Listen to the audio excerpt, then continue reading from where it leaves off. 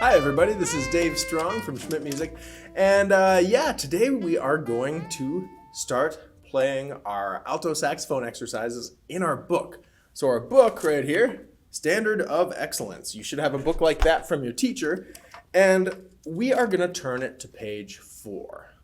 The first few pages are the things that we talked about in the previous videos about how to get started, how to get the instrument out, how to put the reed on, what the ligature is here, where to put our fingers, all that kind of stuff we've talked about in the previous videos. So feel free to look at those pages and review, and we'll review as we go a little bit as well, because it is important stuff, and sometimes it takes a little time before it all starts to stick. You know, the more we do it, the more normal it gets, but all of it feels weird at first. It's a brand new instrument for you. It looks like it's got a lot of stuff on it, and it's not as hard as it seems, but it will take a little while to get used to. So let's talk about that basically, where we put our hands again. And if you remember in the previous video, we put our thumb on this button on the back, not pushing down the key, but just this plastic part here. The right hand thumb goes on or under this hook here. So I'm hooked like that. And then our fingers on the keys we're going to skip this first pearl and go to the second one there. Now there's that teeny tiny one there. We're going to skip that, and our middle finger is going to go on this one right here, and then our ring finger goes on the last one with the pearl. So just remember to skip this top one and skip the teeny tiny one, and you go 1, 2, 3. And with my right hand, it's easier. There's only 3 with pearls on them here. Get that camera angle, and 1, 2, 3 with pointer, middle, and ring finger. And then you're securely holding the saxophone. That's where all your fingers will go. And we want the neck strap high up enough so that the mouthpiece is right by your mouth. If it's too low, you don't want to be facing it and flying like this, because this is really bad posture. And if it's really high up, you'll be looking at the ceiling. So experiment with it a little bit. I always have to adjust my shirt collar after I move my horn around a little bit. So it's easily going to roll right like that. Remember, you roll your bottom lip over your bottom teeth. Your top teeth go on the top of the mouthpiece. You close your mouth around it, get just enough pressure that when you blow, you get a note. And remember, when we breathe, we don't breathe into our chest. That's a really weak breath. You can hear it. Whereas if I breathe all the way down and my stomach puffs out, that's a lot more powerful. So we want to take in that air, really fill up our lungs, and put some air through here, and you'll get a nicer sound. Even if you're not playing super loud, you'll want to support it really well. So, all right, that's all the review. Let's get to the book, Standard of Excellence. Page 4 for alto saxophones only. You'll notice we have some yellow boxes here, and that's kind of just telling you some stuff about reading music in general. And you've probably gone through a little bit of that with your teacher, but if you haven't, we can review. The treble clef is going to be at the beginning of every line, and alto saxophone is a treble clef instrument, so that's what you'll always see. The time signature, 4/4, means there's 4 beats in the measure. The other 4 means that it's 4 quarter notes. We'll talk about what that is in a little bit. And then you see the different lines in the spaces. You know, the F, A, C, E are the spaces, and then E, G, B, D, F. So that is stuff that if you have any questions with, or if your teacher didn't cover it, reach out to me. I'm happy to cover it with you. But for right now, we're going to keep it pretty simple, and we'll come back to that stuff later. The second part, the whole note, that thing that looks like an egg, that means you rest, or you play for 4 beats. And in music, we want to keep a steady beat. And so I'd play a whole note, play. So 4 whole notes. So that's a good way to practice playing some long notes. And then the thing that looks like a little box hanging down from one of the bars, that's a whole rest. And that means you rest for 4 beats. And in music, the rests are just as important as the notes. And those have to be steady too. So at the beginning here, when we hit rest, I'm going to say rest out loud, or I'm going to count out the rest just to make sure I'm not cheating myself out of a little timing. It can feel a little boring otherwise, or you can get excited to play the next note, and so you might jump the gun. But when we want to do this, so we're having a very beautiful, steady pulse, and it's much more nice to listen to if it has that steady beat. When you're eventually playing with other people, you'll need to keep the beat so that you can all stay together. So here we go, number 1, and everything in green, that's what we're actually playing here. And we are going to learn the note B for number 1, busy B. B is pretty easy. We're going to have our thumb on the back, remember, on the thumb hook. So I'm holding it. And it's just that first finger. Remember, not the first finger. If you get, that means you're maybe hitting this top key right here, which that one, remember, we're going to the second key that has the pearl stuff on it. And that's your beat. So if you get that sound, you're on the right track. And again, if you get, that means you're maybe a little too tight. Or if you just hear, that means you're a little too loose. So just slowly tighten up and make sure you're taking in enough mouthpiece. There you go. And get as steady a sound as you can. So here we go, number 1, busy bee. Put that first finger down. And 1, 2, ready, play. Rest, 2, 3, 4. Rest, 2, 3, 4. Rest, 2, 3, 4. Rest, 2, 3, 4. And remember, check yourself. It's really good to practice in front of a mirror because you can see how it looks.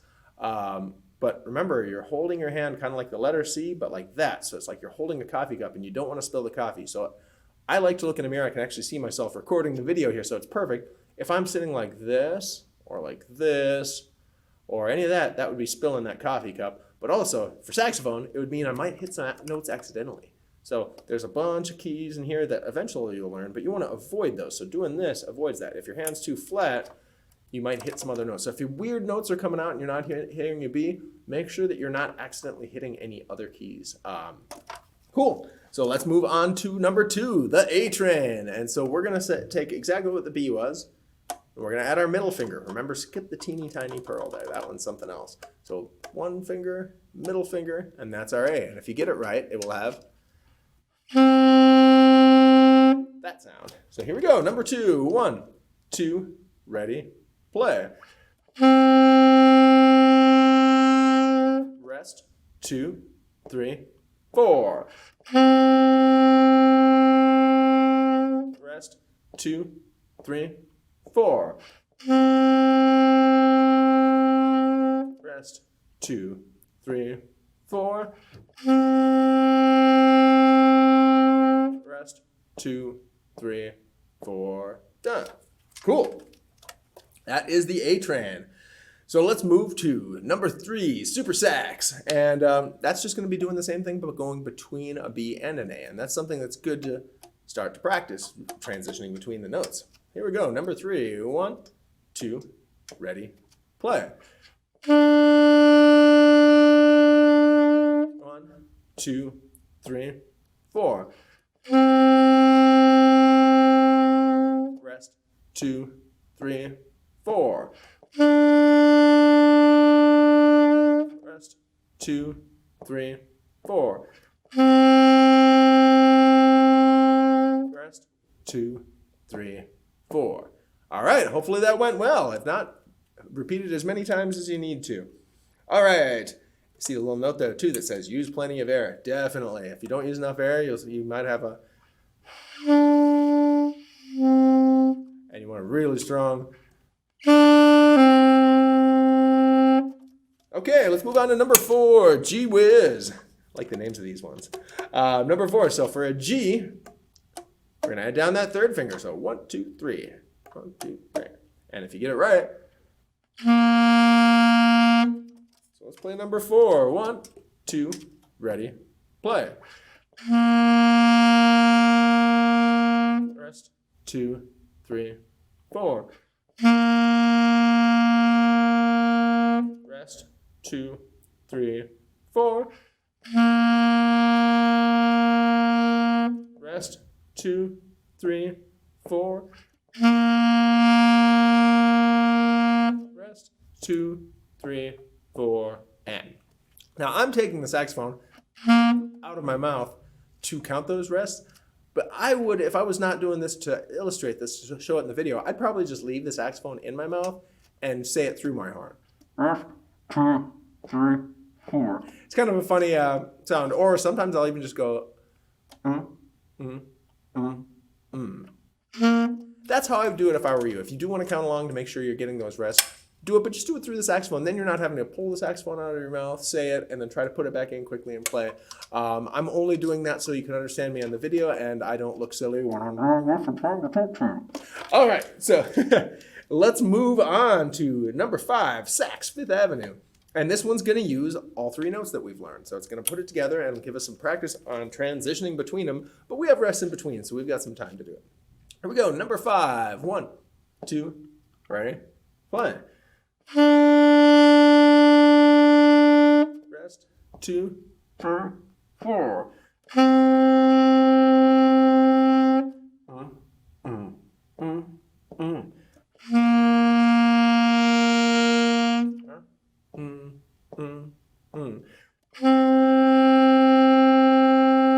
Rest.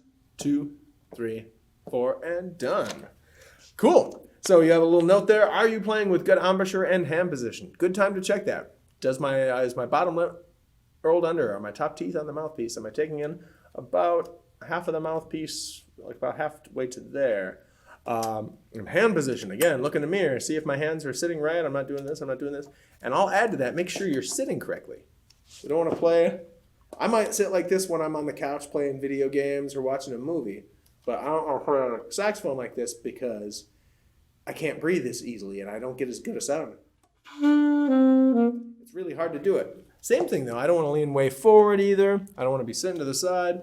I want to be a straight line. So I sit right at the edge of my seat and I want everything to be in a straight line. My saxophone right in front of me. I have a little tilt to it for sure. And tenor players are going to be off to the side, but alto players, it's a small enough instrument that unless it's really uncomfortable to hold it, right in front of you like that. And that, for me, I feel like I can breathe really well. I feel like I'm ready to play and I feel like I can get a lot of air through the saxophone because I'm breathing and pushing it through. All right, so let's move to number 6, talent show. And this is going to be whole notes and use of the notes that we already know. So 1, 2, ready, play. 2, 3, 4. 2, 3, 4. 2, 3, 4. 2, 3, 4, and done. Great.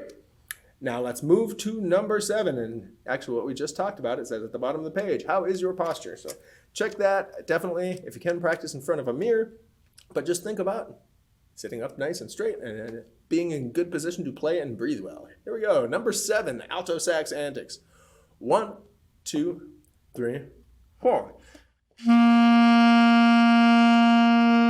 Rest. 2, 3, 4. Rest. 2, 3, 4. Rest. 2, 3, 4. Rest. 2, 3, 4, and done. All right, that is page 4 in your book, in Standard of Excellence. And so we will move on to the other pages. Things will move a little quicker from here, but you can always back up things and review things. But this one, we just had a lot of the fundamentals to remind ourselves of and get into the habit of. But we will see it in the next video for page 5.